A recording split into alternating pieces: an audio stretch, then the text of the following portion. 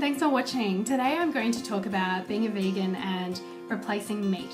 So I think often when people switch to being a vegan, they have concerns about protein and how are you going to, get all your vitamins and minerals, and what if you get an iron deficiency, what if you get a B12 deficiency, because that will creep up on you, and then when it happens, you can't do anything about it. So in my experience, I haven't tried to replace meat. Becoming a vegan for me wasn't so that I could replace meat in my diet. So I didn't go out and buy the vegetarian sausages or the fake meat mince and things like that.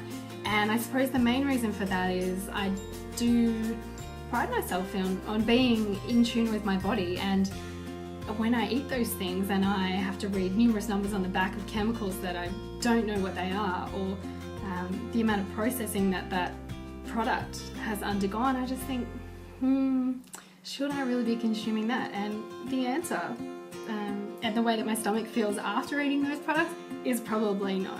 So I would just suggest that you listen to your body.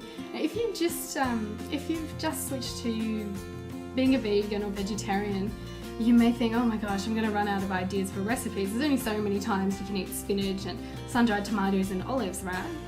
It's not all about eating salads for every course or vegetarian soups. There are so many delicious recipes out there, and I guess one of the hardest things for a lot of people is finding the time to make them and experiment with different things, because trying to make a gluten-free cake, for instance, you'll stuff it up, it'll come out like a brick, it'll be tough, you won't be able to eat it, and if you do eat it, you will only give it to family members. You won't want to even tell your friends about it, and you certainly won't be posting photos of it on Facebook.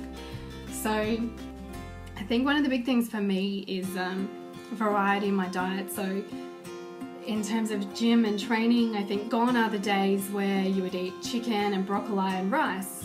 Now it's more about variety and trying to achieve your health and fitness goals and your image goals through the use of clean, nutritious and delicious foods without any added sugar, without the processing, and for me, without the meat, cheese and any other animal products. So I would suggest mixing it up. Get a vegetarian recipe book if you just progressed to or just made the switch to being a vegetarian. And if you're thinking of being a vegan, you're not going to pass out, you're not going to get lightheaded, unless of course you do just live on silver beet and just roast that up, or just having lettuce for lunch.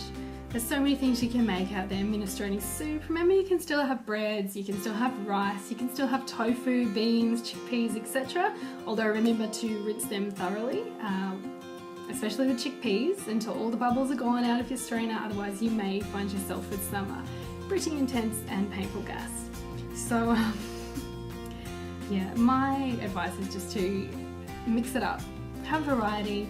If you can avoid it, don't try and use fake meats. Instead, experiment on the weekends or whenever it is that you have time with new recipes, because the first time it will take you double the time it needs to, and then the next time, it will take you half as long. But mix it up all the time, keep it fun and fresh.